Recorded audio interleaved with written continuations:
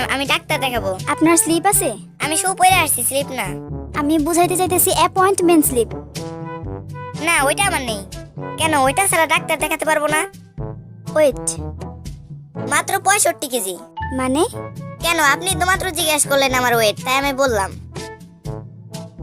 শুনুন, আগামীকাল সকালবেলা আপনার প্রস্রাব টেস্ট করব। এই বোতলে আপনার প্রস্রাব নিয়ে আসবেন। তো টেস্ট কি আপনি করবেন না আপনার সহকারী করবে? আরে না, আমি নিজেই টেস্ট করব। প্রস্রাবের বোতল তো ঠিক আছে, কিন্তু চানাচুর আনলেন কেন? না, ভাবলাম খালি মুখে টেস্ট করবেন, ব্যাপারটা খারাপ দেখায় না, তাই চানাচুর আনলাম। চানাচুরের সাথে টেস্ট করে মজা পাবেন। ডাক্তার সাহেব, আমাকে তাড়াতাড়ি ওষুধ দেন, দাঁতের ব্যথায় সারা রাত ঘুমাতে পারি না। আপনাকেই তো আমি খুঁজছি। কেন? না, আমার তো একজন নাইট গার্ড দরকার, তাই। ডাক্তার সাহেব, আমার প্রস্রাব হয় না, জ্বালা পোড়া করে। মেশিন নষ্ট হয়ে গেছে, পাল্টাইতে হবে। কি বলেন ডাক্তার সাহেব, এটা কেমনে সম্ভব? আরে, যে মেশিন দিয়ে আপনার টেস্ট করব সেটা নষ্ট হয়ে গেছে। আচ্ছা, আপনার খাবার সবসময় ঢাকা রাখবেন। ঢাকা তো অনেক দূরে, কুমিল্লায় রাখলে চলবে?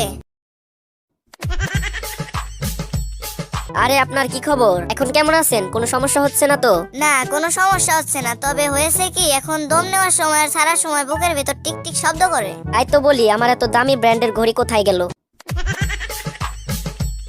আচ্ছা ডাক্তার সাহেব, আপনি কি সত্যি বলতেছেন আমি চশমা নিলে পড়তে পারবো? নিশ্চয়ই, কেন পারবেন না? আমি তো আগে পড়তে পারতাম না, যাক, চশমা নিলে তাও পড়তে পারবো।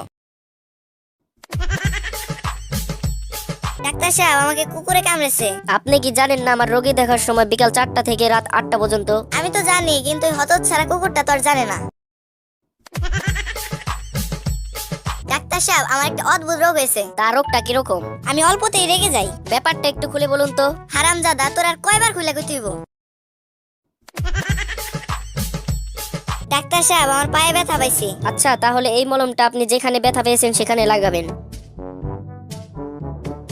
ব্যথা তো যায় নাই। তা মলমটি আপনি কোথায় লাগিয়েছিলেন? খাটের কোনায়। মানে? কেন, আপনি তো বলেছেন যেখানে ব্যথা পেয়েছি সেখানে লাগাতে। মনে হয় ওষুধটাই কাজ করেছে। আজ আপনার কাশির আওয়াজটা বেশ ভালো ঠেকছে। ভালো তো হবে, কাল সারা রাত জেগে কাশির প্র্যাকটিস করেছি না।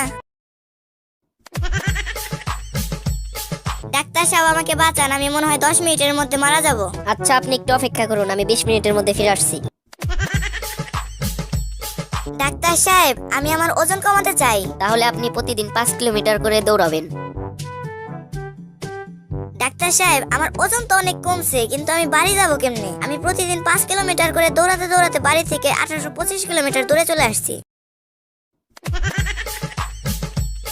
ডাক্তার সাহেব, আমার পেটে অনেক গ্যাস, কিন্তু ভালো দিকে যে আমার গ্যাসে কোনো গন্ধও নেই, শব্দও নেই। এখানে বসে আমি 15-20 বার গ্যাস ছেড়েছি, কিন্তু কেউ টেরই পায়নি। এই ওষুধটা খান, আর 1 সপ্তাহ পরে আসবেন। ডাক্তার সাহেব, এটা আমাকে কি ওষুধ দিলেন? আমার গ্যাসের শব্দ নেই, কিন্তু জঘন্য গন্ধ। আপনার নাক ঠিক হয়ে গেছে, এবার আপনার কানের চিকিৎসা করতে হবে। আই এম সরি, আপনার ছেলে মারা গেছে। আব্বু, আমি তো মরি নাই। চুপ বিয়াদব, তুই কি ডাক্তারের চেয়ে বেশি বুঝিস নাকি?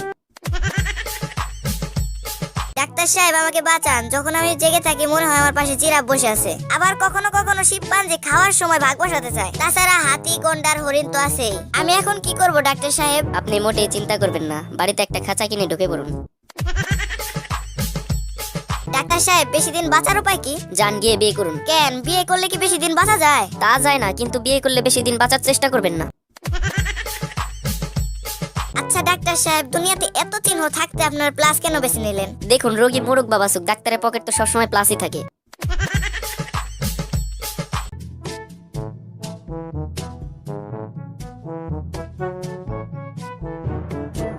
বলুন তো, 3 কে 3 দিয়ে গুণ করলে কত হয়? 398। মঙ্গলবার। নয়। এটা আপনি কিভাবে বের করলেন? এটা তো খুবই সহজ, 398 থেকে মঙ্গলবার বিয়োগ করেছি। এখানে বসেন, আমি আপনার পরীক্ষা করব। আমার প্রস্তুতি নাই, আমি পরীক্ষা দিতে পারবো না। আরে, এটা ওই পরীক্ষা না তো, আমি আপনার রক্ত পরীক্ষা করব। আমি আপনাকে কিছু ওষুধ লিখে দিতেছি, ওষুধগুলো আপনি প্রতিদিন 1 চামচ করে খাবেন। ডাক্তার সাহেব, খালি ওষুধ খাইলে চলবে না, চামিচ খাইতে তো অনেক কষ্ট হইব। যান, এখান থেকে বের হন। এক্সকিউজ মি, ফিসটা দিয়ে যান। আমি কি পরীক্ষা দিছি নাকি যে ফিস দিব?